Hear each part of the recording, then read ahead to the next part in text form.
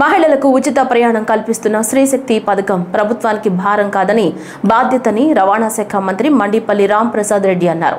ఈ సందర్భంగా ప్రజలు ఆనందించే ప్రతి పథకాన్ని అవహేళన చేయటమే వైసీపీ పనిగా పెట్టుకుందన్నారు. దిగ్విజయంగా అమలవుతున్న శ్రీశక్తి పథకాన్ని చూసి కడుపు మంటతో ఓర్వలేకపోతుందని ఆధార్, పాన్, ఓటర్ కార్డులో లాంటివి జిరాక్సులు, సాఫ్ట్ కాపీలు కూడా అనుమతిస్తున్నామని అన్నారు.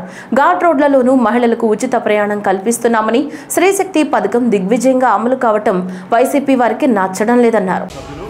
మీరు కూడా ఎన్నో కార్యక్రమాలు ఈ రాష్ట్రంలో చేపట్టామని మీరు చెప్పుకునేవారు.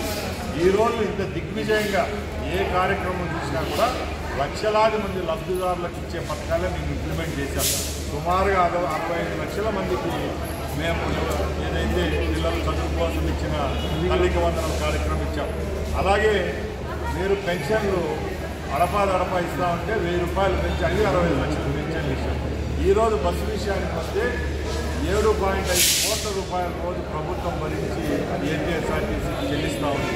ఇలాంటి మహోన్నతమైన కార్యక్రమాలు చేపట్టేటప్పుడు మీరు వ్యక్తిగతంగా విమర్శించడం పక్కన పెట్టి దీంట్లో ఏదైనా పొరపాట్లు ఉంటే మాకు చెప్తే మేము సరిదిద్దుకుంటామే తప్పక ఇలాంటి అవహేళన చూస్తే ఇది కేవలం కడుపుమంటే తప్పక ఈ రాష్ట్ర ప్రజలు కానీ అలాగే ఇక్కడ చూస్తున్న వాళ్ళు కానీ ఎవరు ఆశించారు.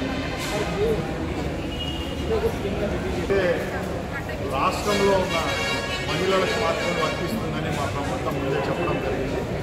దానిలో భాగంగానే రాష్ట్రంలో ఎవరైతే ఆధార్ కార్డు పొంది ఉంటారో, రేషన్ కార్డు పొంది ఉంటారో వాళ్ళందరూ దీనికి అర్హులు.